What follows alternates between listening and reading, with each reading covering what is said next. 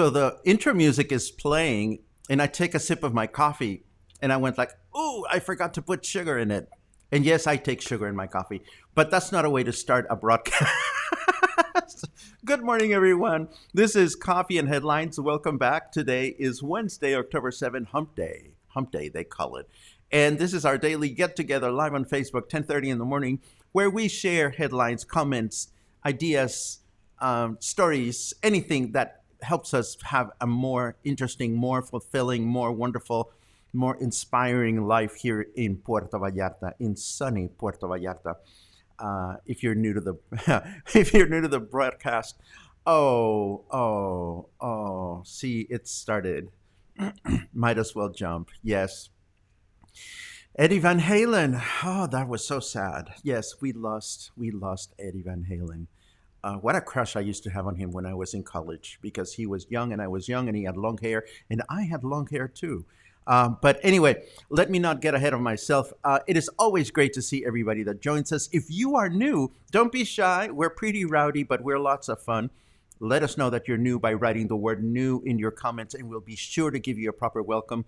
If you have important questions, comments, or anything that you wish to share with everybody, it helps a lot if you add the letter Q at the beginning of your comment, because that way we make sure we pay attention to it and we get to it. And if we don't get to it during the broadcast, we get to it after the broadcast, where you can also find show notes for everything that we talk about today.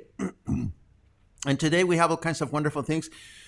Yesterday, I was a little worried because when I was putting together the content of the show early in the morning, I was like, oh shit, today's going to be a sad, grim day because most of the news are thought-provoking or a bit sobering. But today, we have a great balance. We have a great balance of news. We have some sad and important news. We have some festive news. And I found a treasure chest of potty language for us to learn from. Oh my goodness, it was wonderful. But before we go there, let me very quickly take a look at who's here and who's not to get the ball rolling. Chicago's in the house. Los Muertos is in the house. This is wonderful. Who else is here? My cousin Norma, who is the former mother of Luna, asks me if Luna is still on my legs. And this is because yesterday I published a Facebook photo. Luna has this habit. See, I'm sitting at my desk. You cannot really see this, but I'm sitting at my desk. And of course, next to my desk is the little Luna seat stand surface, but occasionally she'll go like, fuck this, I want to be closer to you. So she climbs from her little bed next to me. She climbs on top of my legs and she just sits there. So yesterday she did that and I posted a photo on Facebook. Right now she is out and about capturing news for everybody to enjoy. Sun City, Arizona is in the house, and Judy is coming to Puerto Vallarta tomorrow. Yay! Safe travels. I hope your trip is uneventful, and I hope you make it home okay. Conchas Chinas is in the house. Gigi asks, a new reptile? Yes, a new reptile, and it was not a joke. Although it kind of sounds like a joke. They discovered a new reptile that they have never seen anywhere else in Mexico, and it happened in Puerto Vallarta. Yes, we're going to meet the new reptile. Denise, Lorene, and I have something in common. This show is a bright spot on your day. Well, this show is a bright spot on my day too, Denise. And this is fun because, again, I just have so much fun looking for interesting tidbits to share every morning. Another comment about Eddie Van Halen. Yes, absolutely. Well, but what a legacy to leave behind, no? What a legacy. Ottawa's in the house. Punta Mita is here. Not to be confused with Punta de Mita, and we could talk about that subtle difference in naming forever. But not now, not now. There's such a thing as Punta Mita, and there is such a thing as Punta de Mita. If you don't know what I'm talking about, just write Punta Mita in your comments, and we'll get into the shade of it all. Julie says, hooray for potty language. You're going to be so proud of me, girl. You are going to be completely proud of me today. Centerville is in the house. Toronto is in the house. Fluvial is in the house, and thank God Hurricane Delta didn't take any lives. This is absolutely true. Indiana is in the house. How wonderful it is. Carelleros is in the house. Look at this. This is just wonderful to see you all hanging out with us. And there's so many more of these. Nude reptile. Well, it looks pretty naked from the photograph, and I am going to show this to you. Not that kind of reptile, Michael. Jesus, where is your mind? Some days I miss the brick background. I don't know why. Well, one of these days I'll set up the green screen again, and we'll have the brick background so that we can have it.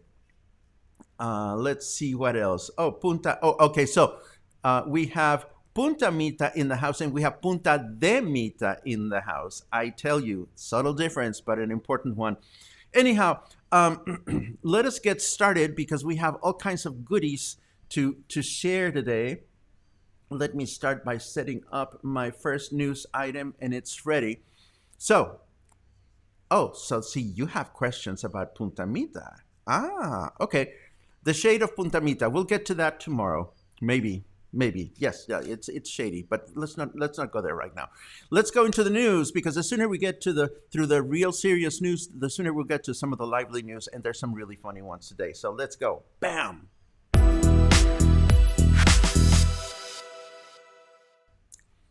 Okay, so Governor Alfaro tells us that hospital occupancy is low, but active cases are going high, and that we should be careful. Things happen when these kinds of statements get out there. A couple of you have mentioned the boy who cried wolf as a metaphor to what the governor is doing. There's something to that, and we'll talk about this in a second. Meanwhile, there's a lot of finger pointing going on right now as to, well, we're doing what we're supposed to do, and we are not doing, and other people are not following through, et cetera, et cetera. Finger pointing is a very common pastime here in Mexico when it's time to shift the blame around. And right now we have the director of the Coordination Council here in Puerto Vallarta calling for local authorities to tighten up their leash on the follow-up of health and safety guidelines. This would be Arnulfo Ortega, who leads the coordinating council here in Puerto Vallarta. This is the council that ties together the business community and the government community and the citizens. And what he's saying is, what is happening in Puerto Vallarta is happening because people have relaxed the way they follow the measures, but the government has also relaxed the way they impose. Not impose. Impose is not a good word. They make a call to the citizenship to follow the measures. So there is this issue going on. And why is this going on? Well, if we look at this other headline from Contralinea, it turns out that if you go and get a COVID test anywhere in the state of Jalisco, the chances that you will turn out to be positive is an average of 40%. That is 40% of the tests being conducted by the government in the state of Jalisco, as an average, is 40% positive. Well, in Puerto Vallarta, that percentage is 67%. This is that in Puerto Vallarta, 67 out of 100 tests turn out positive. So there seems to be a little discrepancy between the average of active cases throughout the states and Puerto Vallarta, where they are soaring. So how do we reconcile the fact that Governor Alfaro begins his speeches by saying, we are the third lowest in this, and we are the third lowest in that, et cetera, et cetera. But then at the second half of his messages, he says, but if you don't behave well, we're going to push the good old red button. Well, it's a confusing message, and it was very nicely summarized by an editorial that Milton Colmenares wrote in Vallarta Independiente, where he speaks. I'm not going to read this because it's lengthy, but he talks about how the governor keeps making all these threats that he's going to close again. But on the other hand, this is a mixed message, because the double discourse is that on the one hand, we're all excited that tourism is coming back.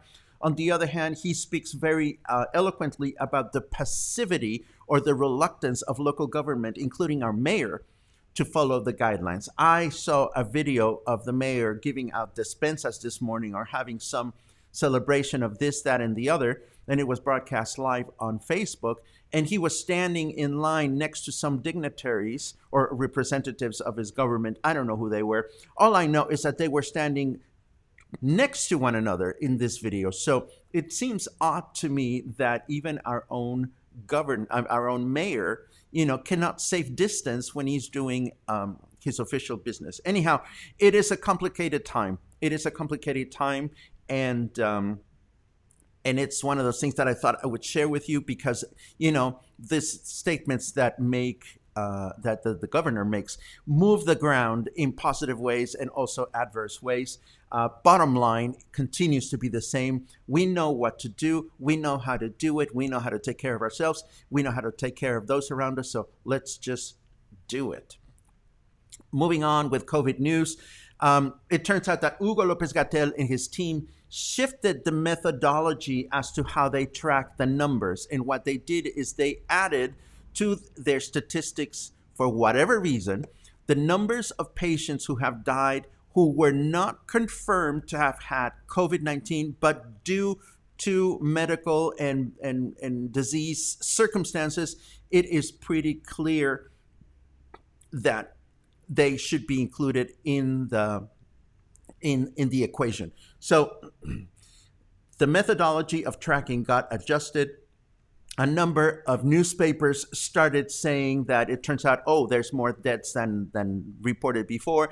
And a number of newspapers started twisting the information in such a way that Hugo Lopez-Gatell took to his daily conference call and showed specific newspapers that are not putting out the information the way it should be revealed and it should be explained. So in a nutshell, he said, you guys are responsible for disseminating information as clearly and accurately as possible. So we have another news item here. Excuse me for a second while I cough. Thank you very much. There's another news note here from Noticias Pepe that says that Jalisco is also now including new federal criteria to identify the number of cases that we have. So as far as that is concerned, we are going to follow the guidelines that are set forth by the federal government. So the numbers may seem a little bit higher or maybe a lot higher. The headlines that we read may seem a little bit more alarmist than in days ago. But I'll be keeping track as to what this means. And again, we try not to get too obsessed about numbers here at Coffee and Headlines. What we try to do is to remind ourselves gently, but continuously, of the bottom line. The bottom line is our own responsibility for ourselves and our loved ones. Some good news, hopefully, is that Antonio Echavarria, who is the governor of the state of Nayarit, has finally opened up beaches and casinos and movie theaters and museums and gyms all throughout Nayarit. They can be open at 30% of their capacity. If anything, this helps us as a dual state destination, Puerto Vallarta and Nayarit. It helps us to be able to plan and implement measures in a more synchronized way between what goes on north of the border and here in Puerto Vallarta. Let us hope that as things begin to open up in Nayarit, people take the new measures responsibly. And I say that with a little bit of hesitation only because the prosecutor in the state of Nayarit has denounced that there are terrorist groups. Let me make sure that he said terrorist groups because I don't want to exaggerate here. Yes, organized crime. There are organized criminals in Nayarit that are charging money to people that have businesses on the beach. It is a known corruption type of activity where just because you exist, organized crime will come to your shop and say, well, you exist, so we're going to protect you. Oh, but I don't need protection. Oh, we're going to protect you anyway. and we're going to charge you for it. Um, well, I don't want your protection. Well, we're going to protect you anyway. We're going to charge you for it. And if not, we're going to set your business to flame. Or we're going to kidnap you, or we're going to do this or that or the other. That's the way it goes. It happens. So it has been denounced by the prosecutor in Nayarit, and hopefully the fact that he denounced this will not get anybody killed, but hopefully this will make sure that this practice ceases as it is being denounced. It is difficult to navigate the world of both the government as they try to run things in a legal way, and organized crime and corruption, which have prevailed in our country for so many years. So it is tough to speak about this and hopefully make sense. What I'm trying to convey here is, no, it's not like it's dangerous for you to go to the beach or anything, but organized crime has had its way of permeating our society in subtle ways that we may not think of, unfortunately. And I am sure that there's got to be at least a restaurant or two here in Puerto Vallarta that get the organized crime knocking on their door, and they simply don't talk about it just because they don't want any repercussion on their business or their family. I am hiding here in my house in Colonia La Vena, so I hope nobody will come knocking on my door for talking about this. Anyhow, let me take a quick look at your comments so far. Let's see. So there's curiosity about Punta Mita and Punta de Mita. Okay, the short of that story is Punta de Mita is the name of the place. If you look at the map, it is called Punta de Mita. The developers that came and took over that land, whether they did it legally or illegally or rightfully or wrongfully, they call their development Punta Mita. And they defend the wording of it very, very fanatically, such that if you are a restaurant that is outside of Punta Mita, the development, the gated community, and in your advertisement you say we are located in Punta Mita, they will frown at you. They will, make phone calls and make sure that you stop calling it Punta Mita. If you live outside of Punta de Mita and you say you live in Punta Mita, you are not living in Punta Mita. If you're a developer that is building a building or a condo or something outside of the gated community and you say we are located in Punta Mita, they will get ugly with you. So it is funny and cute and right and wrong, and it is what it is. Maybe we get into it at some point. You might need 2 coffees, or who knows, maybe a Bloody Mary. Well, I think I'm going to sip on my sugarless coffee anyway because it's here and I don't want it to get cold. Not sure if it's a great idea to bring potential COVID infected from around the world to your location. Well, Steve, I don't think it's a good idea to bring it anywhere, anybody's location. I mean, Puerto Vallarta is no better or worse than any other place. We want people to come back here. We want you to feel safe coming here, and we want you to feel welcome coming here. But for that to happen, the big responsibility lies on you. You, the folks that are preparing to come back to Puerto Vallarta this fall, this winter, all you have to do is follow the guidelines. Wear face masks, stay distant from other people. If people do that, I mean, we live here. This is what we do. This is what we're supposed to do. Life is great. Life is fine. Well, as great as it's going to be. So it is one of those things in which the ball is in the people, in the people's court. Let's see. Beach is opening just in time for Dia de los Muertos. I don't think Dia de los Muertos is going to be a big good thing this year, Terry. I just don't see it coming. I hope I'm wrong, but I don't see Dia de los Muertos being a big thing. It is appropriation, plain and simple. Don't get me started, Liz. Let's just call it Mita. Let's not, Diane. And I'm going to tell you what. This habit, and it's not just Mexicans, it's everybody. This habit of calling things for names that they're not, it's something that just turns my stomach. It is called Punta de Mita and it's called Punta Mita. South Side is called Emiliano Zapata. It's not called South Side. It's not called Old Town. These are just names that people give things because it makes them feel more comfortable because it's easier to pronounce. Punta de Mita. That's what it's called.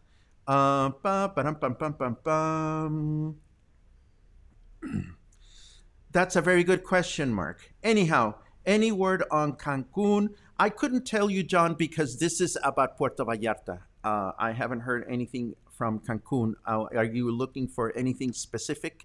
Please let me know, and I'll let you know if I've run into any headlines that have anything to do with Cancun, and I'll be happy to go there.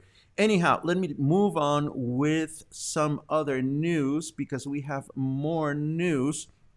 Welcome to the new trash, and we talked about this the other day.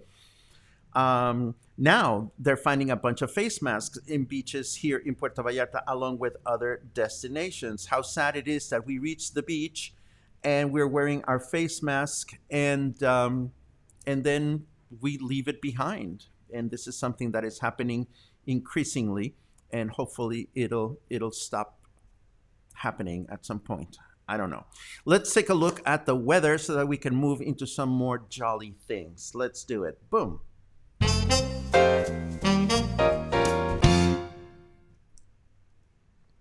And of course, I forgot to turn carrot weather on. Come on, carrot weather. Show me the weather. Come on, sometime before Christmas. It's coming. And there it is. Bam! It's 28 degrees. It feels like 30. It is 82 degrees Fahrenheit. There is 62% humidity. Blinding sunlight is a perfect cure for a hangover, says Carrot Weather. I don't have a hangover, so I can't quite relate to this. But I can tell you that it's going to be humid through the day. Today, Wednesday. Tomorrow, it's going to be humid and partly cloudy. And Friday, humid and partly cloudy. Not a chance of rain, although there is a system out there that I want you to meet.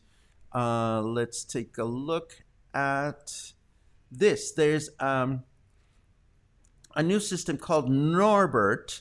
Norbert is out and about, and Norbert may just bring us some rain at some point in the future. And here is Norbert, all the way out here in the middle of nowhere. It may head in our direction. It may not. It is a little bit too early to tell. But if that is the case, I will be happy to let you know. I'll be the first to let you know, for that matter. Let me take a quick look at, I think I saw something about Cancun. You're asking about the hurricane making landfall in Cancun. I understand that it came down to a Cat 4, yes, and Trish chimed in on that. So it is not as bad as it could be, and yes, that's pretty much what I know, and that's what I read.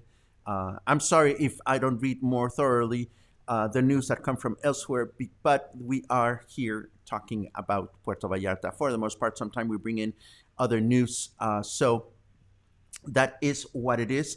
And here, drum roll, meet the new reptile that has appeared in Puerto Vallarta that is not anywhere else.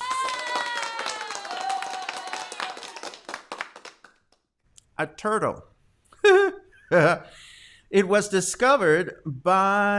identified in the waters of Puerto Vallarta, positioning I love the writing in some of these papers. This positions our region as a zone of study for new animal species. They found a turtle, and now we're a zone of research. I love it. It is a turtle that inhabits canals and estuaries in the bay that is known very little about. But it is known because it has a yellow nose. So this is all we know. It has a it has been recently discovered and described, and its scientific name is Kinosternon vocti.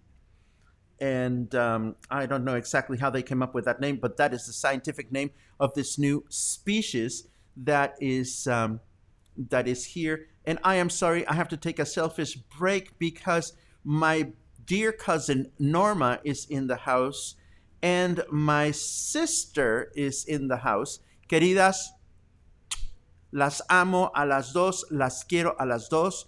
And this is just a lot of love fest in Spanish for my family. Every time that they tune in, I feel loved. And so do forgive me for taking that quick moment to say hello to my family. And now let's go back to the news, the funny news. Oh my God, this is perfect. This is just really wonderful. So there is this. Where is the headline? The headline. So there is a meteorite that was sighted landing near Monterrey, north of the country, the city where I was born. And here comes this meteorite, and fragments of it eventually landed near the city of Victoria in the state of Tamaulipas. Yes, this is a meteorite that was large enough to actually be seen on on the by naked eye in real time, the thing flying through the sky. And we're not going to get all shocked about the fact that the meteorite landed. We know that the odds of a meteorite landing being large enough to cause damage is very minimal. What we're going to focus on is just the pearls of colorful metaphor that were mentioned on the video that I'm going to show you right now. And I don't even know whether I should show you the pearls of language before or after the video. I'm going to wait until after the video. Let me play this video and you tell me how many bits of colorful metaphor you identify. Are you ready? Let's go. Grabar, no puedo grabar. Güey, ¿Qué pedo, güey? no mames, no, güey. Güey, duró ching. Ellas, son de a madre. Güey. No te pases de verga, güey. Güey, ¿qué es? No es una estrella fugaz, güey. No, Güey. chingas. Vete a la verga, güey. Nos ¿Qué, van a güey? invadir, cabrón. ¿Va para abajo? Va para abajo, güey. Güey, va a caer, güey. Va a caer, güey. Güey, ¿no sería un avión? There you go. There you go. Did you catch all those wonderful metaphors? Let me bring them back. We heard way or way or way. Then we heard no mames, which we've discussed before. We heard two verga related ones, no te pases de verga and vete a la verga. Those are very, very juicy. And of course, we heard cabron. So I laughed so much when I heard this. So we're not going to dive into these right now. We're going to save that for Sunday Funday. But I had such a great laugh this morning when I heard this video and I heard these guys. Of course, the expression "güey" is very common in my state, in the state of Nuevo León where I was born. So hearing these guys just going "güey, güey," just totally made my day. Anyhow, if you don't understand what those mean, again, we can explore them further on Sunday Funday. And as Logan said, I love you, Logan. Yes, that was absolute poetry. Anyhow, moving on to the funnies. As you know, the opposition of our president, Andres Manuel Lopez Obrador, it might be farting kitty time. Sure, why not? Where is the kitty fart? Let's put him on for just a second. As you know, we know that those that oppose our president have been. Wait, it's making me want to do that too. So let's get rid of the kitty fart. Those that oppose Andres Manuel Lopez Obrador, our president, have been stationed in the Zócalo in Mexico City in tents. They've set up a tent camp because President Lopez Obrador said, well, if you reach 100,000 and you don't like me, I will simply give up the job. So they've been trying to fill the Zócalo with tents of people living or staying in tents that are against Lopez Obrador. But are they actually spending time in the tents, or are the tents there just as a symbolic thing? Well, check it out. Apparently, some wind gusts came through the Zócalo in Mexico City, and some of the tents went flying in the air. some of these members of this opposition group even blamed the president of Mexico for setting up ginormous fans to make the tents blow away. Hello? I mean, where are the fans? Anyhow, I thought it was funny and ironic that all these people are opposing the president, have set up their tents in the Zócalo, and now their tents are flying. So that's a real way to show that you are really behind your anti-president movement. Anyhow, we talked about Alejandro Fernandez the other day, charging an arm and a leg for a streaming performance of his. I want to mention that this other streaming event is going to go on Saturday. This is a live performance of the Spanish production of Daddy Longlegs, which is going to be performed in Mexico City. This is a famous musical about a girl that does not get adopted, and then suddenly she gets adopted, but it's more than an adoption, so forth and so on. And this is going to play at Teatro Hidalgo in Mexico City. And of course, here's to good journalism. The article never mentions how to get tickets or where the theater is or whatever. So I did some homework and I went looking for this.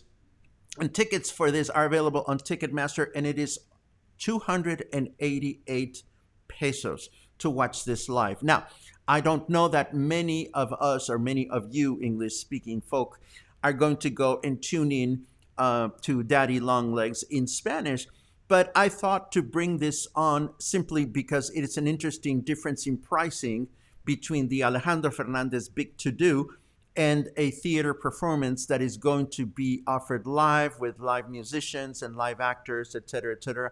One way or another, I am so happy that these options are increasing so that we can enjoy them at home. And again, let us hope that the people that are producing these things are finding a nice place, a nice balance to put the prices for their shows so that they're not too high and not too low, and so that everybody wins. We win as an audience, they win as producers and performers. A stark I don't know about stark, but a contrast is I want to show you this. Today is Carnegie Hall's first ever virtual gala celebration. Today is the opening night of the 130th anniversary of Carnegie Hall, and this is going to be broadcast live on Facebook and YouTube and the Carnegie Hall website at 7:30 in the evening. We can just imagine the performers or the caliber of performers that is going to be available to us to enjoy. And I love the fact that my dear friend Alain chimed in saying that that's cheaper than most PV live performances. And that is precisely why I bring this up. As we move closer to the time in which venues can reopen, I think it'll be a time in which a new assessment for event pricing will have to take place for all involved. It's not my place to do that, but I do think that this is something that is going to become an interesting issue to observe moving forward. But while that happens, it is also nice to see that Carnegie Hall is going to offer some interesting things. Before we move into the last two bits of news that I want to share with you, and they're really good ones, let me take a quick look at some of your comments just to make sure that I'm not forgetting anything or anyone. Let's see, blah, blah, blah. Jorge Mendez makes a very good comment. Punta Rica and Punta Pobre. Don't get me started. And that's, oh my God, see, Punta Mita. Okay, we'll talk about Punta Mita one of these, Punta de Mita one of these days, because there's wonderful things about that stuff, and there's not so wonderful things about that stuff. Thank you very much for that, Chef Calis. This is true. Punta Mictlan, absolutely. Patty asks, is Incanto back open? Not to my knowledge. They've been doing some live streaming and some shows that we can catch on Facebook, but they are not open as far as I know. How long will it take before a condo developer builds a condo on top of the turtle's home? That is a great question, and an important one. Let's see. Let's see. That was poetry. We covered that. Oh my God, Angelica. Angelica slaps back. Angelica, let's have a beer one of these days. I must hear you say those foul words in person. See, I was, all this business of the increasing cases, I was all getting ready to put together the very first meet and greet Coffee and Headlines event at the end of this month. And I was really excited, and I was going to dare everybody there to just put out their best poetry. But I don't know that it's time yet. I really don't. A couple of people have mentioned, when are we all going to get together in person and meet and celebrate Coffee and Headlines and stuff like that? I don't think it's time yet, and we will at some point, and we will curse the living hell out of each other. Absolutely. It seems a group of men cannot complete a sentence without using the word güey. Let me tell you something, Diane. It seems a group of women can also not complete a sentence without using the word way. I have met some women in my life that are just about as potty-mouthed as us men are. So I have two back-to-back comments that I have to share. Paco, farting is good for the body and soul. And right after that, this shows up. Raymond says that wind must have been in the tents. You guys are absolutely wonderful. This is why I enjoy myself so much with you in the mornings. Jaime, big fan visiting Puerto Vallarta. Jaime, it's great that you're here. I hope you have a really wonderful time here in town. If you're traveling with your family, I really hope you enjoy that. Where can I find the Carnegie Hall opening? In the show notes for Coffee and Headlines, of course, as soon as we're done. And Karen says the information is on their website. Okay, so now time to move into our final two news bits. The first one has to do with Baroque music. Do you know Baroque music? Do you enjoy Baroque music? Well, if you don't, I love these features that the New York Times occasionally shares with us, in which this one obviously is called 5 Minutes That Will Make You Love Baroque Music. And they go out and interview several people. Some of them are related to music, some of them are not, about what are the Baroque pieces that totally makes them fall in love with Baroque music, beginning with Cecilia Bartoli, the famous opera singer. And she mentions, oh wow, my God, she mentions one of my favorites. And so forth and so on. This article, they talk to a Times music critic, Wall Street director of music, Trinity Wall Street director of music, so forth and so on. So if you want to be intrigued about Baroque music, there are 5 selections here that I'm definitely certain will make you pay attention and hopefully just become a little bit interested in Baroque music. I happen to love Baroque music. It's not for everybody, but I love it. And last but not least, oh my God, Randy Rainbow has done it. But not only has he done it, he has pulled in the one and only Patty LuPone for a priceless duet. It is absolutely wonderful.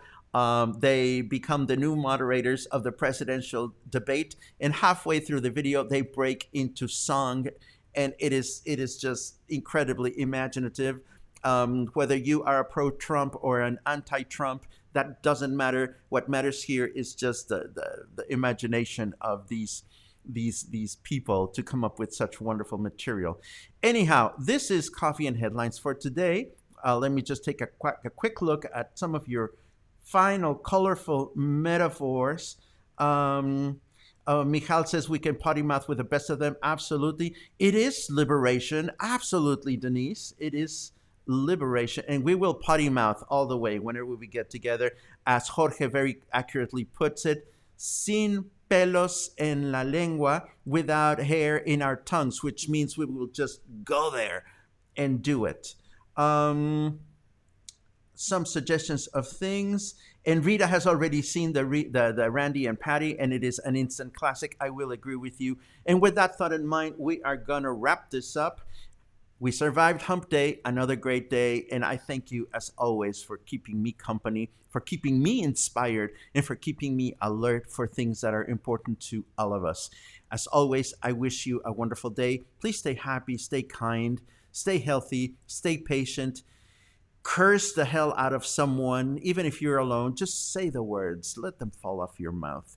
And if you start feeling some disruption in the middle of your stomach and you think the wind might be upon you, hey, just go there. I won't tell a soul. Have a great day.